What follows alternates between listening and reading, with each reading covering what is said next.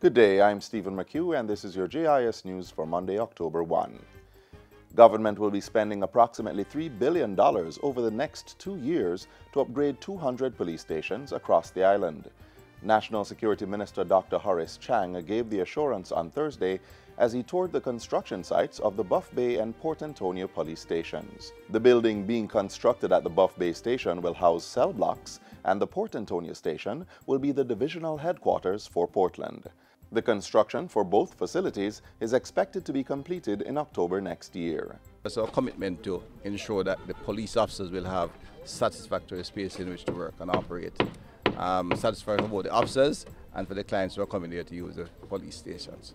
The Ministry of Justice is reporting improvement in the clearing up of cases brought before the courts since the start of this year. Portfolio Minister Delroy Chuck says the justice sector is far advanced in its projection to clear up more than 30,000 backlogged cases by 2020. For the first 6 months of this year, I've been able to look at the statistics, and for every 100 cases that came in, we're now up to an average of about 90 being completed.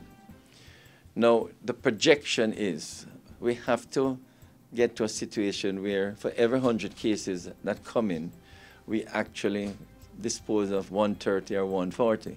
Minister Chuck was speaking at a JIS think tank on Wednesday. The minister says Chief Justice Brian Sykes has been holding regular consultations with all stakeholders to reduce downtimes in the courts and the backlog of cases. The Early Childhood Commission, ECC, is calling for more partnerships to upgrade infant schools across the island. The call was made by ECC's chairperson, Tricia Williams-Singh, at the handover of the upgraded Middlesex Infant School in Holland, St. Elizabeth, on Wednesday. The project was undertaken by the J. Ray and Nephew Foundation at a cost of $30 million. The foundation has indeed helped to transform lives and communities for a better Jamaica through this project, which will benefit hundreds of children and, more importantly, 600 households in this community. The school now has additional classrooms, a fully equipped computer lab, new restrooms, sick bay, and a play area. The expansion will result in the infant school, which accommodates some 53 students, gaining certification from the Early Childhood Commission. The Transport Authority Validation and Indemnity Act 2016 was passed in the Senate on Friday. The act seeks to validate and confirm the activities of the authority. Under the legislation, the Transport Authority and every person acting on behalf of the government will be protected from any legal action arising from the imposition and collection of fees between December 1, 1989 and December 8, 2015. In piloting the bill, Senator Ruel Reid explained that since December 1, 1989, the Transport Authority, in good faith, has been collecting fees from operators of public passenger vehicles in the absence of legislative authority for such collection. This bill, therefore, contains two provisions with the objective of correcting the anomaly that has been outstanding for so long and to indemnify the officers of the authority who are collecting the said fees before the regulations were gazetted.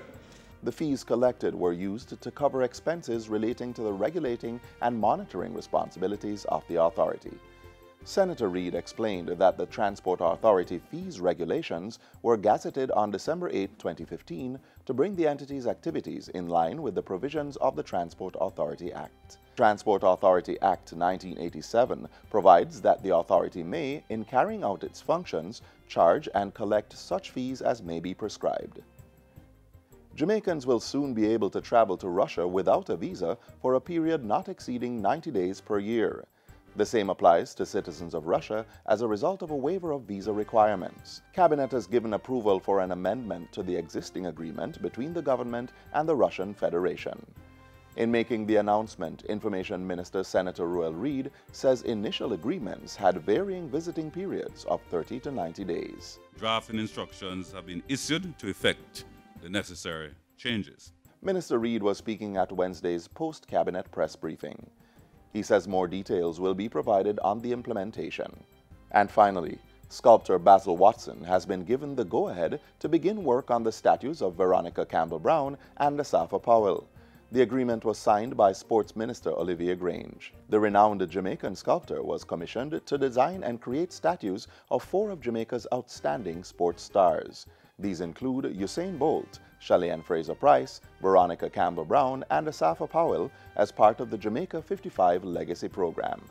To date, Usain's statue has been delivered and mounted at the National Stadium, with the unveiling of Shelly Ann's statue set for later this month.